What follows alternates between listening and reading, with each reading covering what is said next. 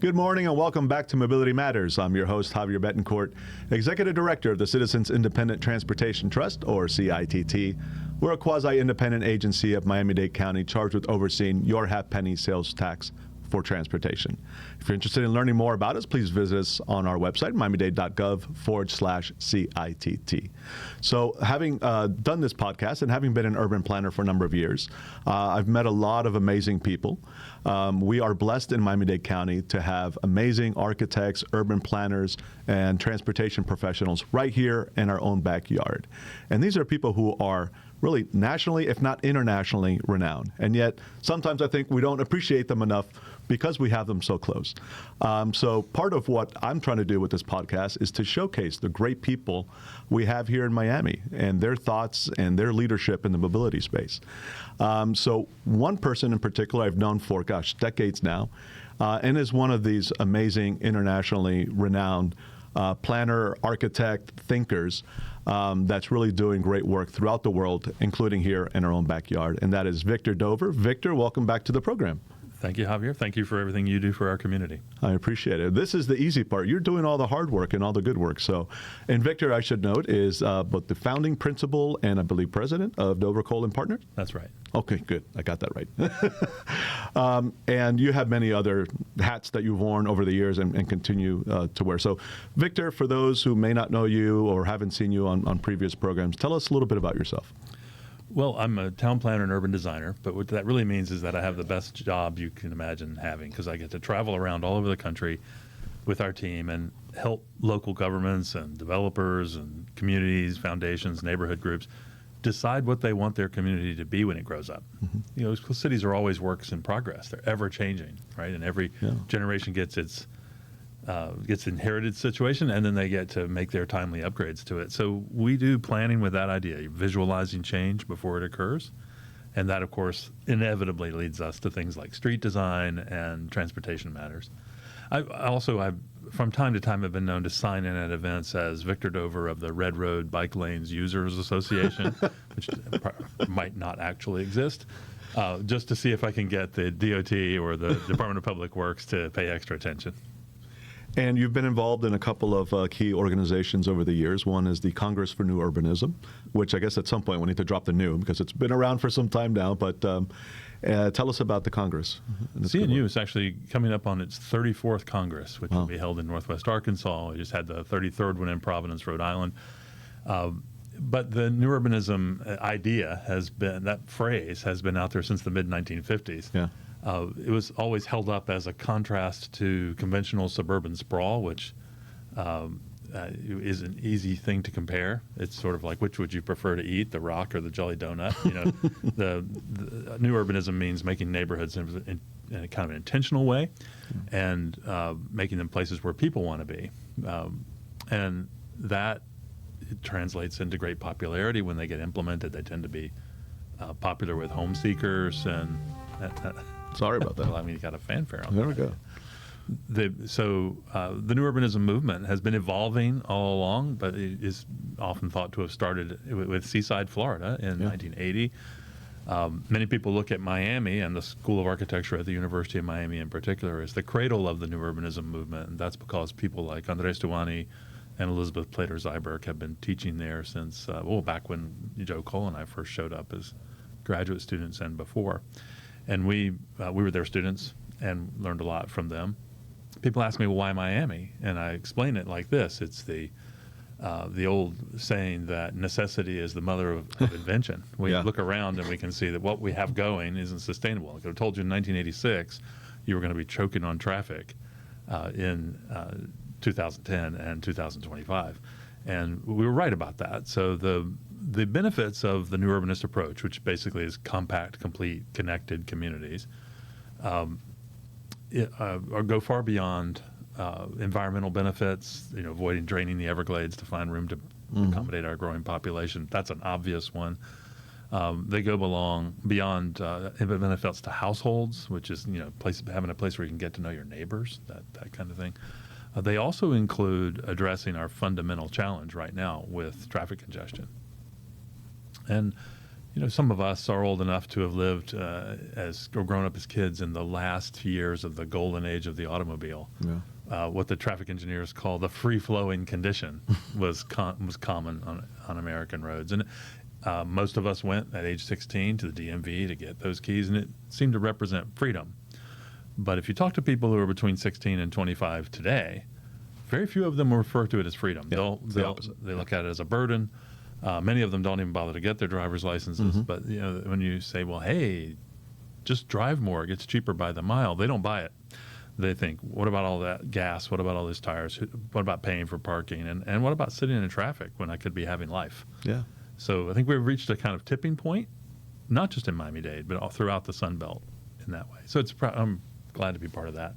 I also ride my bike to work, and I learned to do that from my colleague at work, Kenneth Garcia, who you should also have on your program, from Bike Walk Coral Gables. And we work together, and Kenneth rides his bike to work. I got started doing that, and right away found out it was far preferable to driving and parking. Yeah. So I guess I represent one less car when you're in a lane trying to get somewhere.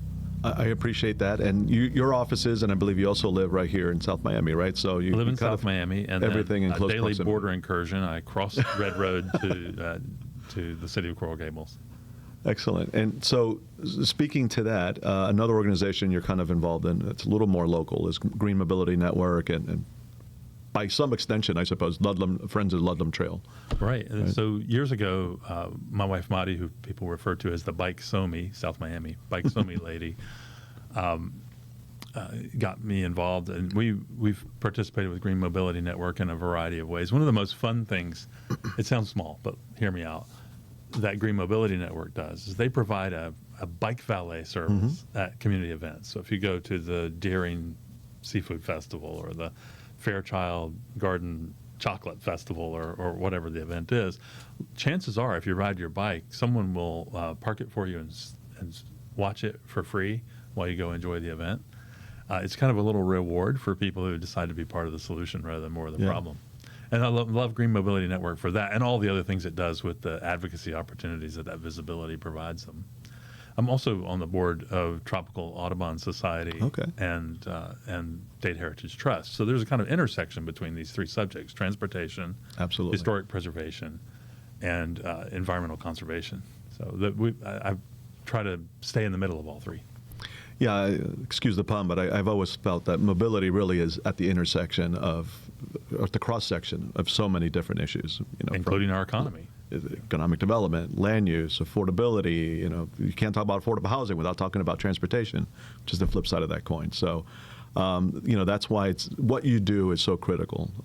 We talk about building communities. The first thought is typically land use, and yet mobility is equally, if not in some ways, more important, because oftentimes it's those transportation decisions that then influence the type of land use that you build and the type of community you build.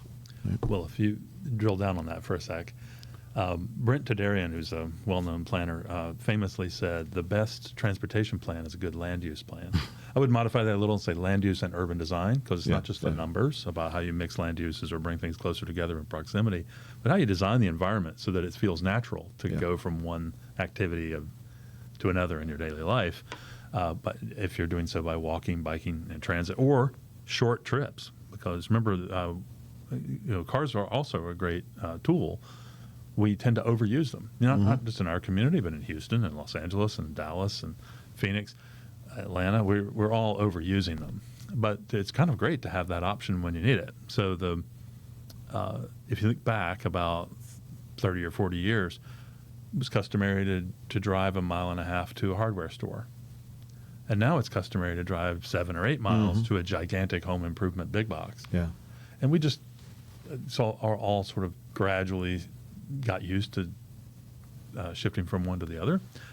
But we don't stop to think about how it multiplies the miles traveled by each individual. And of course, the same thing happens when you push school far from home or work far from home or anything else. So the transportation system that we have, if you just look at it like on a map, or an aerial photograph, like a doctor would look at an X-ray, you would diagnose it as a physical thing that was created for the freedom of cars like as if it was car habitat. Someone said, I think it was Marie York, that if an alien came down and looked around, they would assume that the dominant species is cars, and that is a real aberration historically. Yeah. Human beings have been building settlements, neighborhoods, for depending on which measure you take, 3,500 or 5,000 years, perhaps more. For a long time, we've been building settlements, and the fundamental reason for that invention, which economist Ed Glaeser calls the greatest invention of humankind. That invention of the city, the reason for that invention, the reason cities were made, was to minimize the need for transportation. Bring things into close proximity so that you can have all of these social and economic transactions you need to make, have division of labor, find a mate, exchange ideas, buy things, sell things. Cities were done created in order to make all of those things so close at hand that you didn't have to travel for days on a horse or on foot to get to the other thing you needed to do.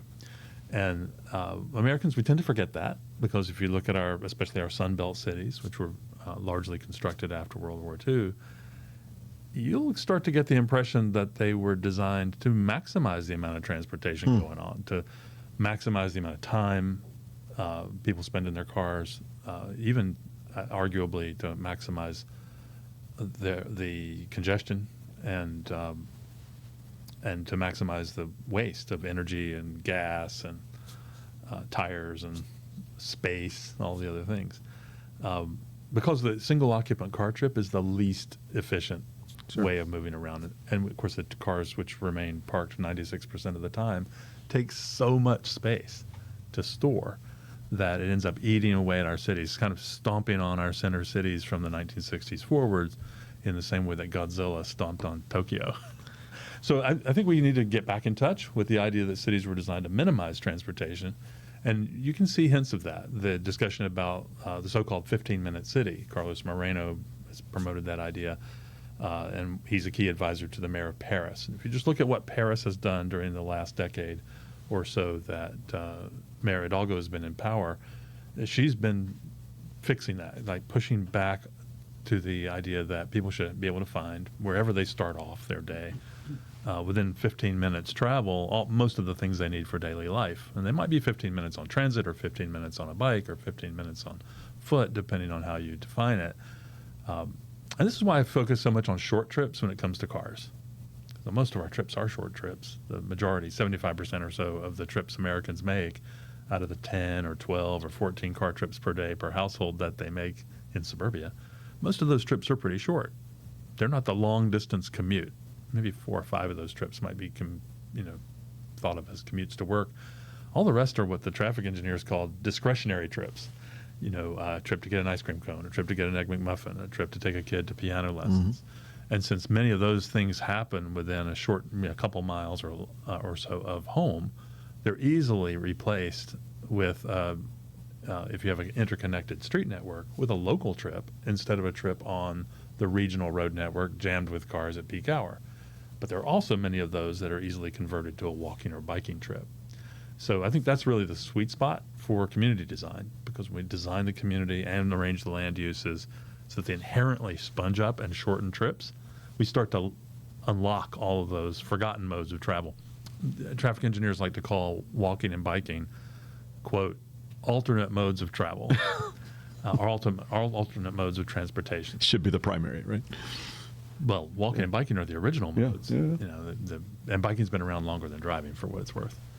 So I think this has led us to the realization that the biggest thing we can do to help is to make the street space wonderful, to have people have a great experience when they step off their stoop or their porch and go out into the world. Miami-Dade's former parks director famously said, "Parks should start at your doorstep." And what she meant was that the green tree-lined streets we all should have, and only a few lucky people do have in their neighborhoods, should be common. That they should connect us to school and park and work in a way that makes it feel like the green experience comes right to your door.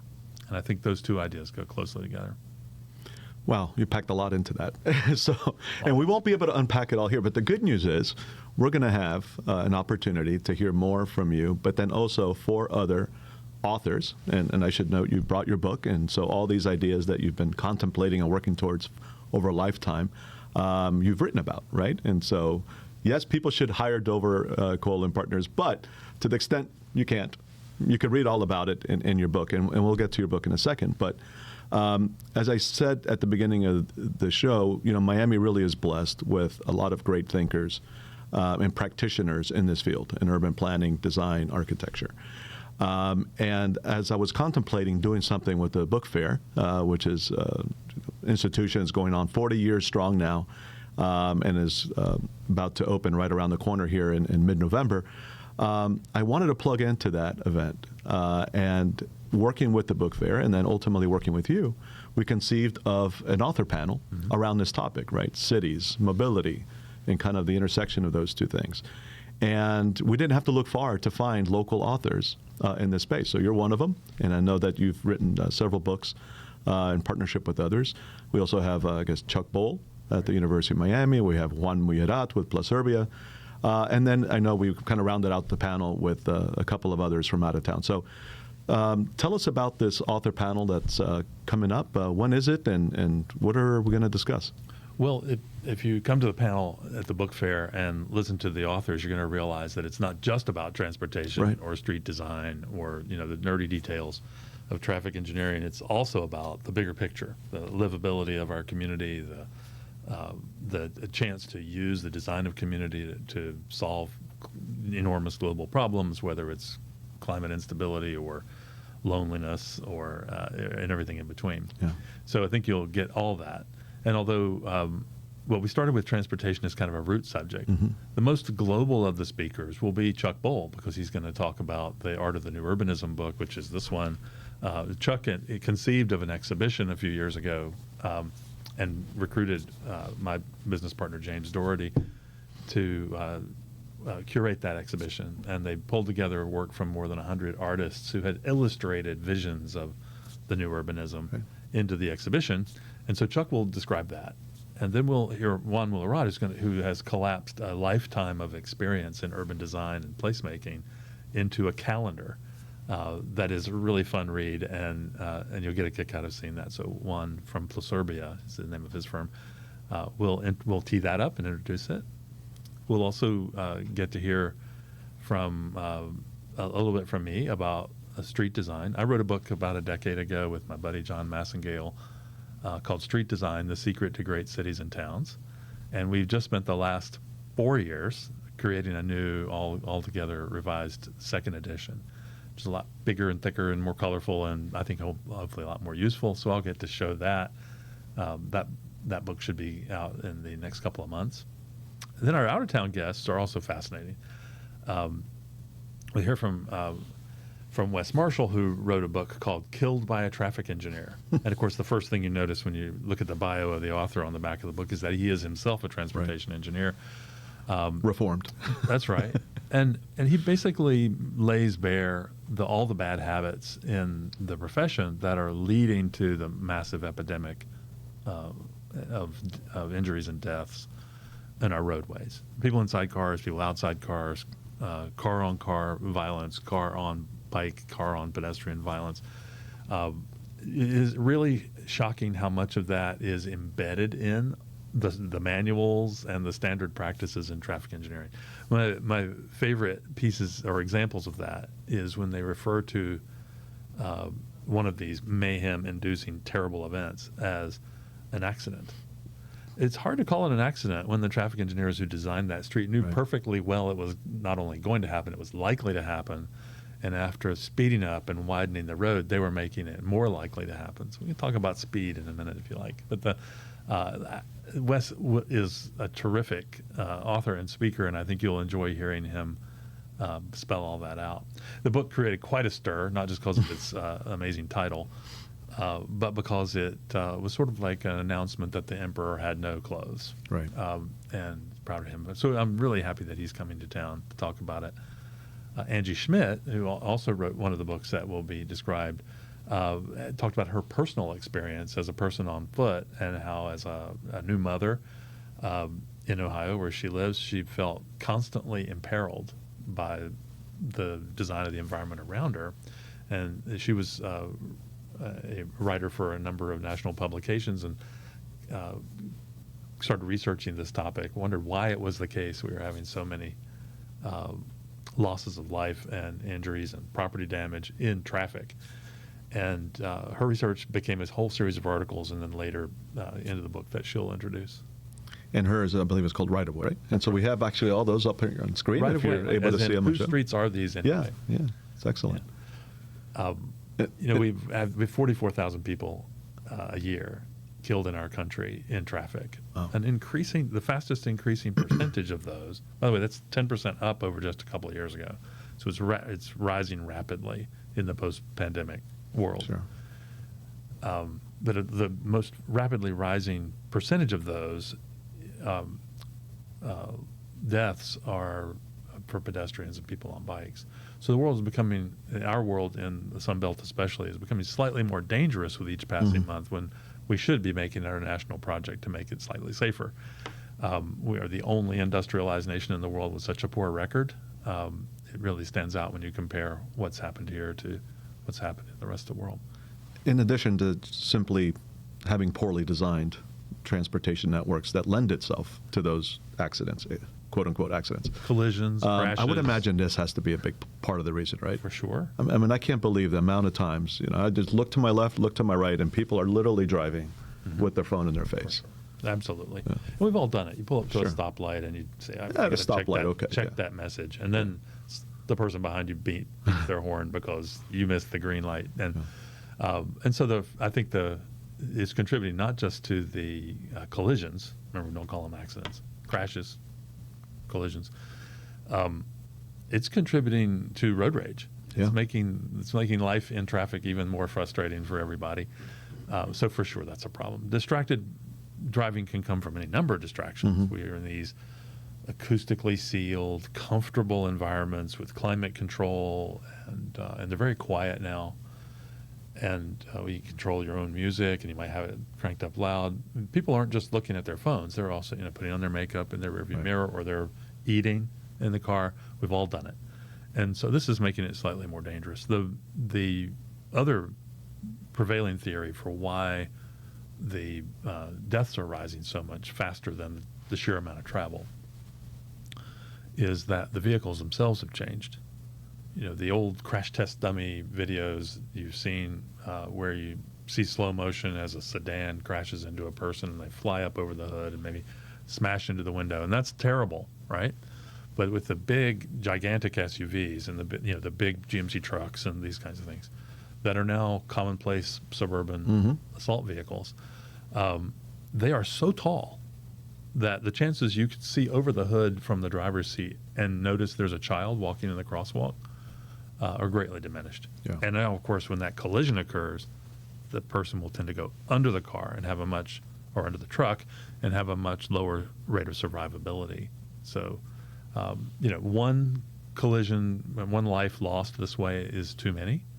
But the fact that we're just casually allowing more and more people every year to suffer that fate is really strange. Can you name another industry in which that failure rate would be tolerated? Airlines crashing their planes or the electrical grid going out. No, we tolerate an astonishing failure rate. And I think part of that is because we're numb to it. We look around and the world we have is the one built by people who believed that wider and faster roads were better roads. They were wrong, by the way. Adding all that capacity with the theory that they were going to speed up flow and make it easier for people to go faster to their destinations only just encouraged them to roam farther and induced all kinds of sprawl and additional miles of travel and even more traffic congestion. Yeah. So now we realize that wider and faster roads philosophy just generated more of the problem than it solved. And I think we now have a 100 or 200 year long project to fix that on our continent. And so if you're interested in this topic, of course, please attend the book fair. It's taking place on Sunday. Well, this particular panel, I will say, is taking place on Sunday, November 23rd at 3 p.m., correct? Right there at the Wolfson campus. Incidentally, please arrive there by bike, by foot, or by transit. One of the great things about downtown Miami is that it's so easily accessible without a car. You don't actually want to drive to downtown Miami. There's Metromover, Metrorail, Brightline, Tri-Rail. There's no reason to drive there. So please, if you're interested in hearing more from Victor and these amazing authors, we certainly welcome you to attend that panel. And the book fair is such an amazing event. I still know a lot of people who have yet to ever go. 43 years this has been taking place, and they're really missing out. Largest such event in the country at this point. Yeah. Now, I don't know why they dropped international from the title. I guess it's just obvious at this point. Miami is kind of synonymous with international. So. Indeed. All right, so you mentioned something earlier that I do want to get back to. And so we almost have to accept the reality that people are going to be distracted drivers. No matter what we do, no matter how many public service announcements we tell them not to text and drive, it's going to happen. Mm-hmm. So it becomes more important than ever to actually design our streets and pass policies that take that into account to ensure the safety of the pedestrian, of the cyclist, of the person sitting at a cafe by the roadside, or your passenger, or the person in the other car. Exactly. All exactly. of their safety is all the way at around. risk. Right. For all of them. And one of the ways to do that is to regulate speed. So you kind of referenced it earlier. It sounds like you have some ideas on travel speeds. Well, speed kills. There's two key ideas to know here, and speed doesn't matter as much as you think. So let me just talk about the first one. A little uptick in speed results in a massive uptick in mayhem. Mm-hmm. So the research shows that if there's a collision and the car is moving 20 miles an hour, let's say, and it hits a pedestrian, there will be a fatality 5% of the time, one time out of 20, which, note, is still too many. Mm-hmm. But generally, if a car hits another car and they're going to slow speeds, they have what the Brits like to call a prang, a minor fender bender.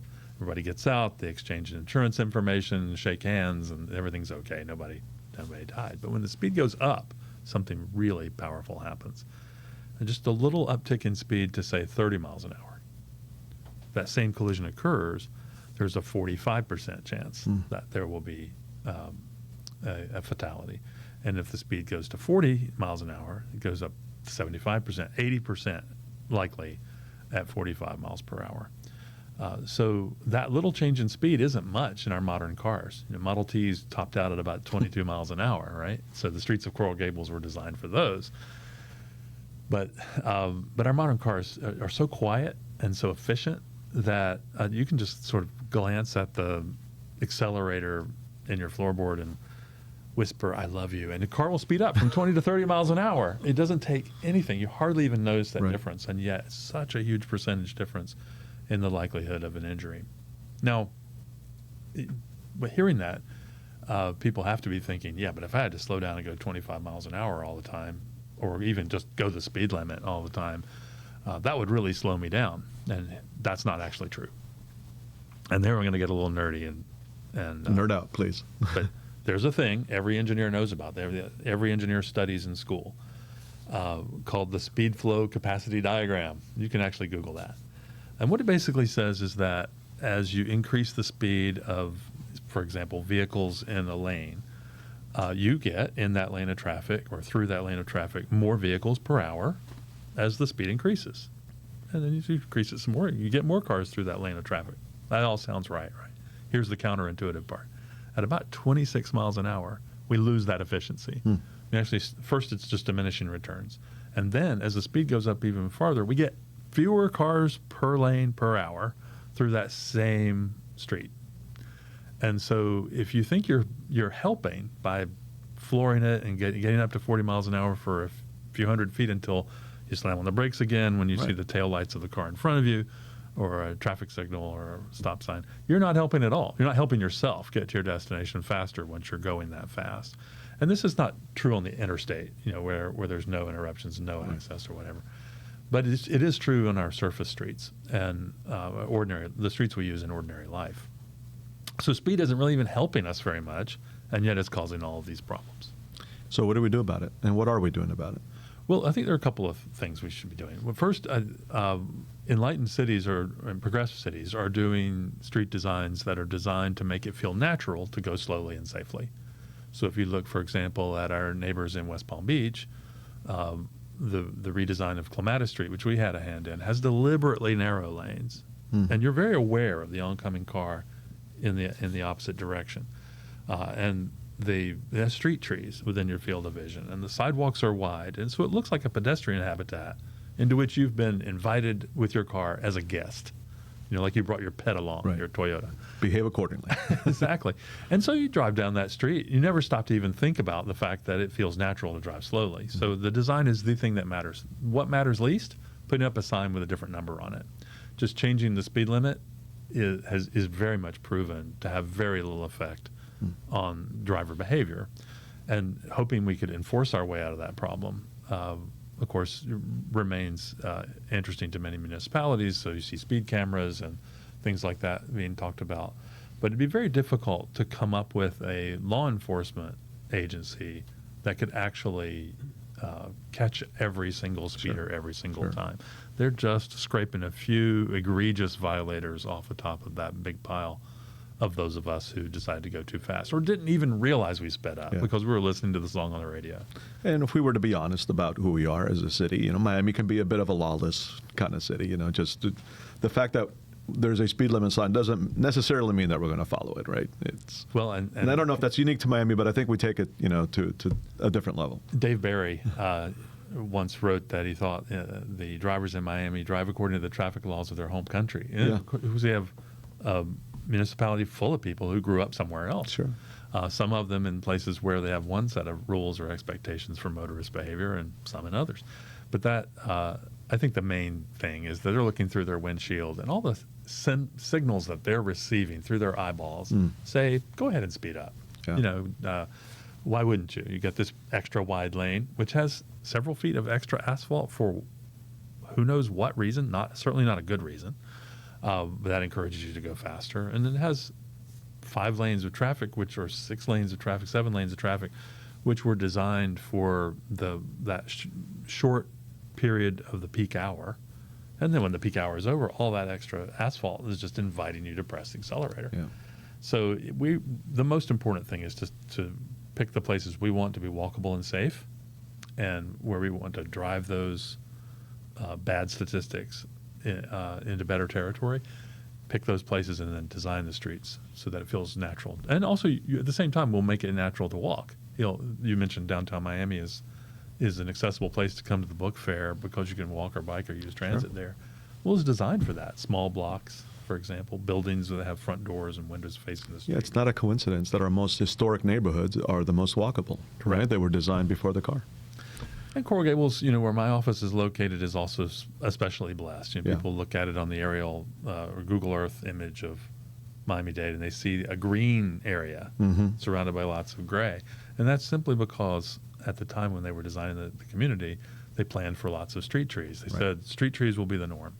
So the City of Coral Gables maintains several full-time urban forestry crews that are going street by street, pruning all those trees, and yet their tax rate is lower. And it's because they've added so much value to their tax base, to the value of their homes, that they have the money to do that. So I think there's a kind of return on investment story to be had also about greener, safer cities. That's a whole other topic for a whole other show, because unfortunately we're out of time, Victor. I know we only scratched the surface. I would have loved to get into the panel some more, but that just means that you have to attend it in person. So again, we have Victor moderating this amazing panel of authors at the upcoming book fair. We encourage you to attend and participate. That's November 23rd, 3 p.m., Miami-Dade College, Wolfson campus. Victor, I'll let you have the final word, and we'll cut out. I'd say slow down, Miami. You're not going to get there any faster anyway. Slow down and enjoy the ride, right? Or the walk. No place. I have a friend, Mark Brown, who said that no place rewards you choosing a bike ride over a driving trip like Miami does, with our beautiful weather and our flat terrain and our palm trees and parrots overhead. We get outside from behind the wheel and get behind the handlebars. Wise words. Sir, thank you for appearing on the program. Thank you for everything you do, both professionally and then your all the different organizations. I think we only named 3 or 4 out of the probably 20 you're involved in. So keep up the great work, and I appreciate you. I think the more people learn about the great work that you and your firm are doing, the more we can learn from you, the more we can improve our own community here in our backyard. So thank you. Folks, that's all the time we have here on Mobility Matters. I'd like to thank you for tuning in. I'd like to thank Miami's community newspapers for hosting us here and producing the program. And again, if you'd like to learn more about us, please visit us on our website, miamidade.gov/CITT. Until next time, keep moving, Miami.